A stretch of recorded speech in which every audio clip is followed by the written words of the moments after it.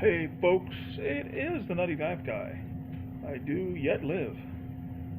Haven't put anything out in a while. A lot of reasons for that. I've been working on other stuff.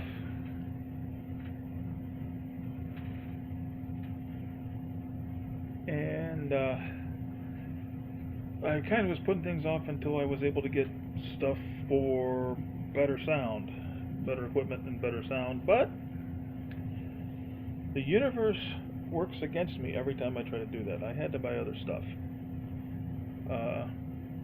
Like, and I'm gonna be honest with you, they were bang bang toys. For obvious reasons, I put those on priority along with the freedom seeds that they shoot. So there's that, and there's also just busy. I could get out. I'm not going to get out to the war post today. This is more of I am still alive. The channel's still going. Video. I am going to talk about a knife, but no war post or anything like that. I'm going to try very, very, very hard to get out there. I've got a couple of new knives to test. I already told you about the Timber Rattler Bowie. I've gotten Cold Steel Spike Tanto just recently. And just the one I'm going to tell you about today is going to be this Kubey, and I'll give you a model number as soon as I look it up because I can't remember. I've had this for a long time, and I'm going to get to that. But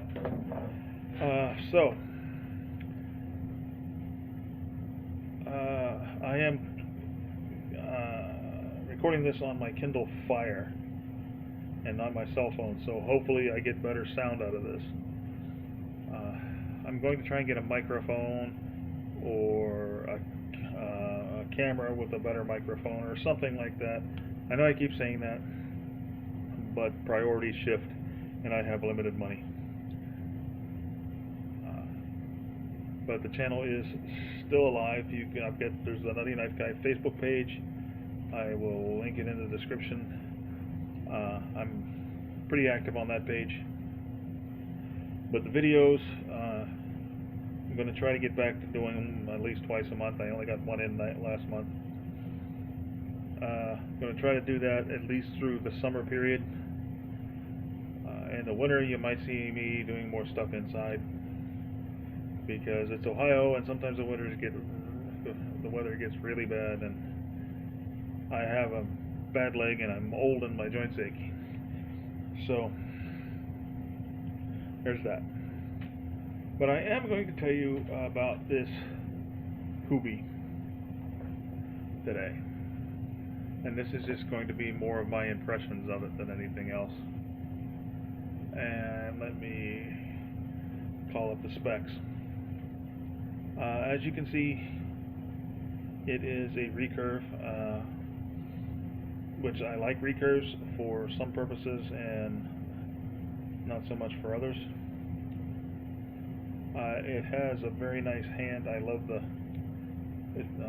grip. Excuse me. I love the way the grip goes in the. The grip curves up here, because at least in my hands it grabs onto this finger and locks the knife into the hand. It's got a knife. The flipper turns into a kind of a hand guard, and with the curve in it, the knife doesn't go anywhere. It's got some jimping.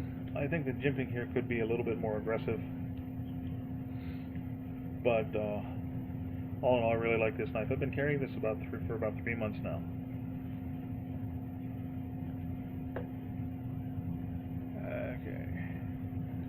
Again, I'm going to call this up, but D2 steel. This cost me in the neighborhood of $30, and I will tell you exactly how much it cost in a minute. I am looking at my screen as we speak.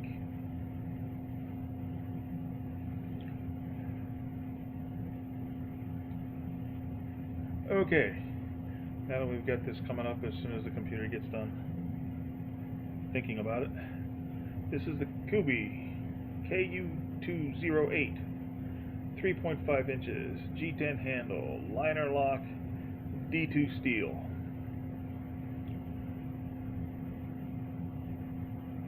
And on the website, it says ergonomic design, which for one, it is. This is really nice in the hand. It's got pretty thick liners on both sides. The lockup is actually pretty good, and I was a little worried when I first got it, because I think you can see that the liner here doesn't go over that far. But lockup is very, very good. Let's see. I'll get the spike out. Right. Now I have done some things to the edge on this since I've been carrying it around. Edge retention was decent. D2 does that pretty well. Now, I don't carry this as a personal protection blade primarily. I carry this as and everything else you do with a knife blade. My protection blade lately has been this Orla. And with the protection blade, like I said before, that's all I use it for.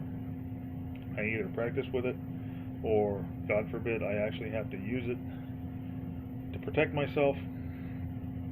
That's all the Orla is for. This opens boxes, opens bags, cuts twine, or zip ties or whatever.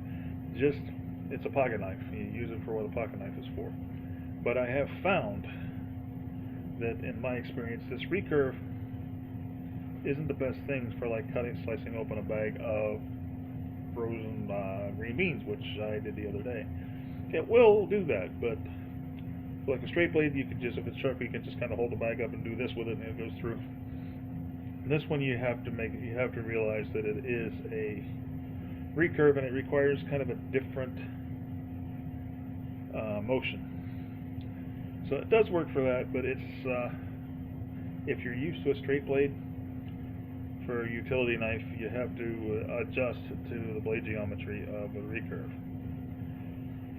But honestly, that's about the only thing bad I have to say about this knife. Now, the pocket clip is quite good. It's sturdy. It is only good for right-handed tip-up carry. And here I go with my mini rant that people have heard before. Folding knife makers. Drill a couple of extra holes. All knives should have reversible pocket clips left and right, and preferably you should be able to configure the knife for tip up or tip down carry. But this is a excellent knife. Actually, like I said, I have carried this for a while. The blade centering is good. Lockup is good. It's got a nice smooth action. The only way you open this is a flipper. I don't mind that because I like flippers. But there's no thumb studs or anything like that, and I've never tried gravity opening this thing. Won't do that. It's not going to do that. It's going to stay closed. Not a bad thing. I don't open it that way anyway. That's why I hadn't tried it until now. But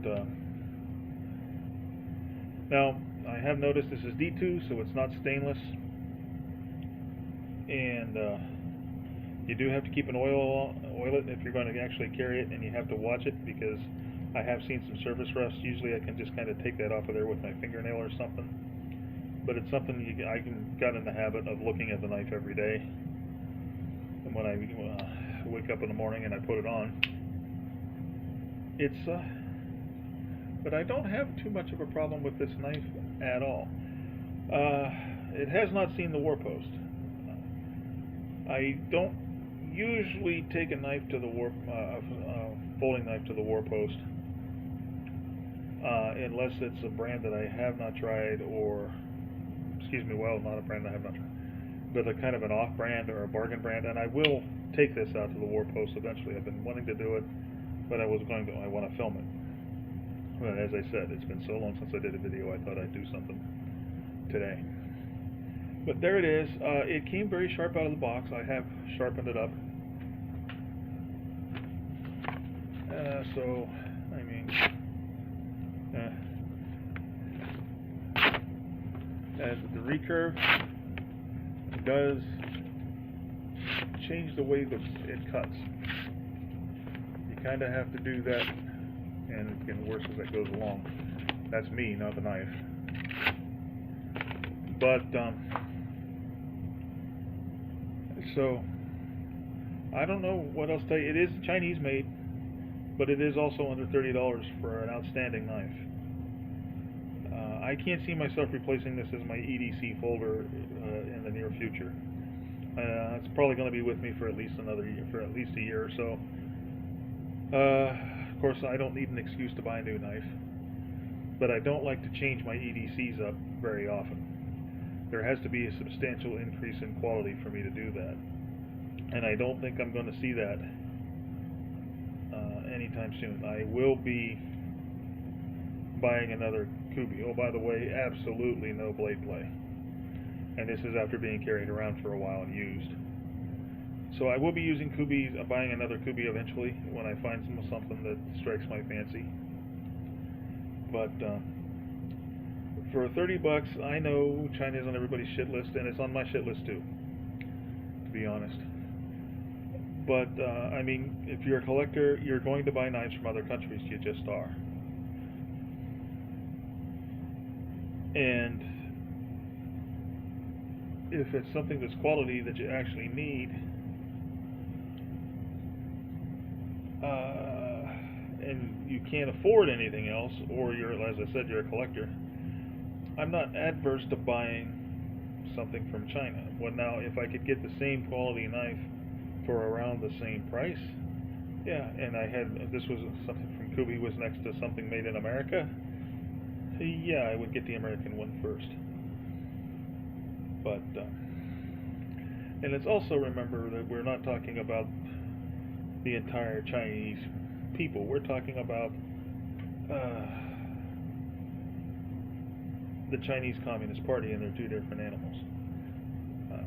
The Chinese people need to work. They need to put food on the table too. Unfortunately, you can't support them right now. When it comes to buying stuff, you can't support the Chinese people without supporting the Chinese Communist Party, which is unfortunate.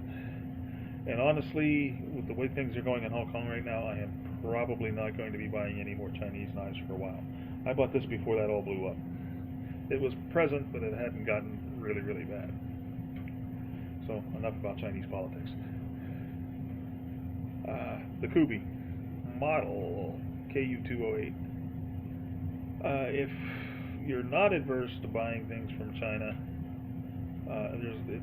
it's hard to find anything bad about this knife other than, you know, you have to watch it to keep from rusting. And some people might not like the only way to open it is a flipper.